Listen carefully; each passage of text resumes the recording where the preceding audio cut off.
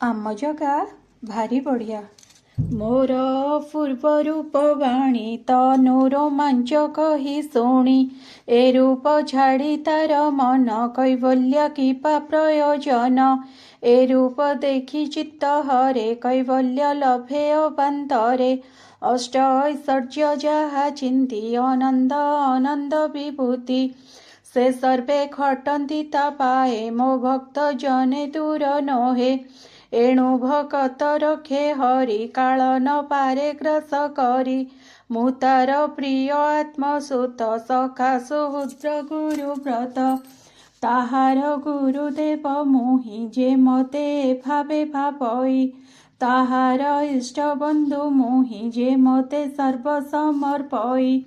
ନାହିଁ ତାଇ ଇହ ପରଲୋକ ନ ମାନେ ଆତ୍ମ ଦୁଃଖ ସୁଖ, ଏ ମନ୍ଦ ଭକ୍ତି ବଳେ ମତେ ମନ ବଚନେ ନିତ୍ୟ ଚିନ୍ତେ। ସର୍ବ ସମର୍ପିୟ ବିରତେ ପସଇ ମୋର ପାଦ ଗତେ, ମୁଁ ଏସ ପୁରୁଷ ପ୍ରଧାନ ମୋ ବିନୁ ଯେ ଭଜେ ଆନ।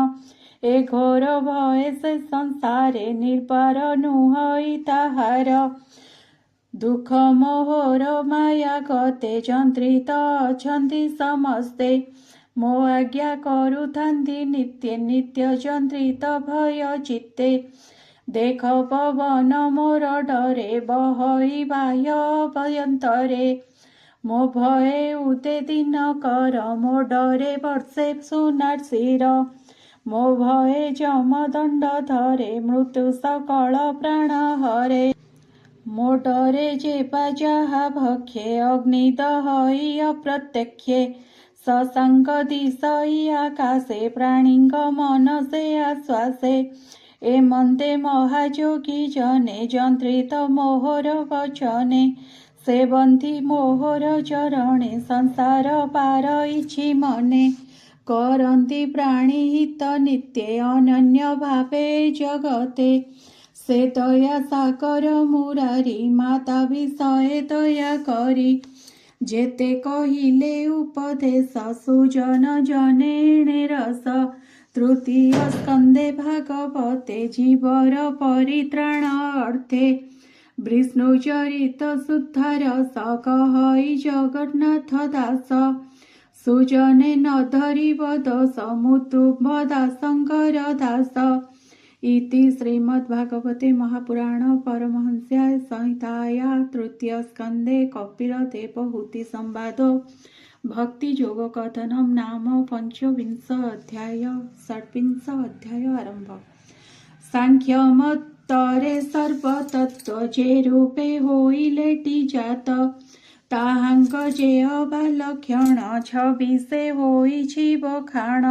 ବିଷ୍ଣୁ କହନ୍ତି ଦୋଷ ମନେ ମନୁତନୟା ସନ୍ନିଧାନେ, ଏବେ ତୁ ତତ୍ତ୍ୱଜ୍ଞାନ ଶୁଣ ଯେ ଜୀବ ଜୀବର ତାରଣ। ତା ଭାବେ ସଂସାର ତୁଟେ ସୁଦୃଢ଼ ହୃଦ ଗଣ୍ଠି ଫିଟେ, ତତ୍ତ୍ୱ ତପନ ତମ ନାଶେ ନିର୍ମଳ ଜ୍ଞାନ ହିଁ ପ୍ରକାଶେ। ଏଣୁ ଏ ତତ୍ତ୍ୱଜ୍ଞାନ କହି ଶୁଣ ଜନନୀ ମନ ଦେଇ, ଯେ ମନ୍ଦେ ତତ୍ତ୍ୱଜ୍ଞାନ ଜାଣି ଯେ ଭାବେ ଲଭି ଚକ୍ର ପାଣି। ଯେ ଆତ୍ମା ଅନାଦି ପୁରୁଷ ପ୍ରକୃତି ପରେ ଯାର ବାସ, ସ୍ୱଭାବେ ନିର୍ଗୁଣ ଅଟଇ ଜ୍ୟୋତିଷ ରୂପେ ପ୍ରକାଶଇ। ବ୍ୟାପିଛି ଏ ବିଶ୍ୱ ସଂସାରେ ପ୍ରାଣୀଙ୍କ ବାହ୍ୟ ଅଭ୍ୟନ୍ତରେ, ଏ ରୂପେ ପ୍ରକୃତି ପୁରୁଷ ସୂକ୍ଷ୍ମ ସ୍ୱରୂପରେ ପ୍ରକାଶ। ସେ ବିଷ୍ଣୁ ସୃଷ୍ଟି ଇଚ୍ଛା କରି ଆଦି ପ୍ରକୃତି ରୂପ ଧରି, ତ୍ରିଗୁଣ ଜାତ ସେ କରଇ ରଜ ସାତ୍ୱିକ ତମ ଦେହି। ରଜେ ସର୍ଜଇ ପାଳେ ସତ୍ୱେ ତମ ସ୍ୱରୂପେ ହରେ ନିତ୍ୟେ, ଏ ରୂପେ ଲୀଳା ସେ କରଇ ଦଇବି ମାୟା ଗୁଣମୟୀ। ଜୀବର ନାନା ରୂପ କରେ ଚିତ୍ର ବିଚିତ୍ର ଏ ସଂସାରେ, ପ୍ରଜା ସର୍ଜଇ ନାନା କଳ୍ପେ ସ୍ଥାବର ଜଙ୍ଗମାଦି ରୂପେ। ଅଜ୍ଞାନେ ଆବୃତତା ଦେହି ସାକ୍ଷୀ ସ୍ୱରୂପେ ସେ ଦେଖଇ, ଏ ରୂପେ ପୂର୍ବରୁ ଭିଆଣ ପ୍ରକୃତି କରଇ ନିର୍ମାଣ। କର୍ମରେ ଗତାଗତ ହୋଇ ଉଚ୍ଚ ନିଚକୁ ସେ ନିୟଇ, प्रवृत्ति मार्गे करि कर्म प्राणी लभन्ति पथश्रम निवृत्ति मार्गे मुख्य होई एबेनि मार्ग सेवियाई साखी स्वरूपे सर्वदेई देखई हृद पद्मे रही कार्य कारणे कर्ता होई प्रकृति जेते कर्जई सुकृत दुष्कृतादि जेते जीव भुंजई ताहा नित्ये एमंत शुणी देवहूति संशये पुणी पचारती कह हे पुरुष उत्तम कि रूपे विश्व षोल सूक्ष्म कि रूपे प्रकृति पुरुष जगते होइछि प्रकाश एमंत शुणी भगवान कहन्ति अमृत वचन जेते ए त्रिगुण बंधने सत असत जे माने आत्मा जे ज्योति रूपे थाई अव्यक्त रूपे प्रकाशई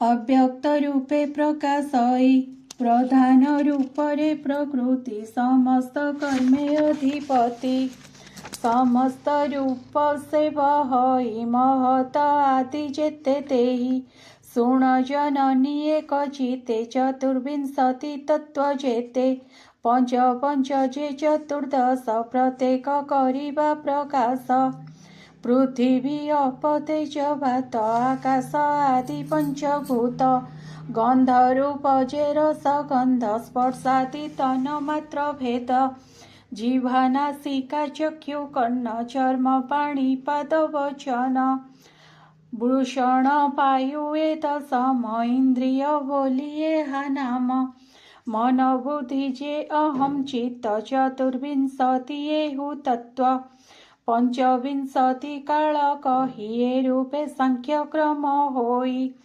प्रकृति एते रूप होई कार्य कारणे प्रवर्तई काल स्वरूपरे पुरुष सकल करई प्रकाश ए देहि मुग्ध अहंकारे से काले डरे निरंतरे ए देहे कर्ता से हुई समस्त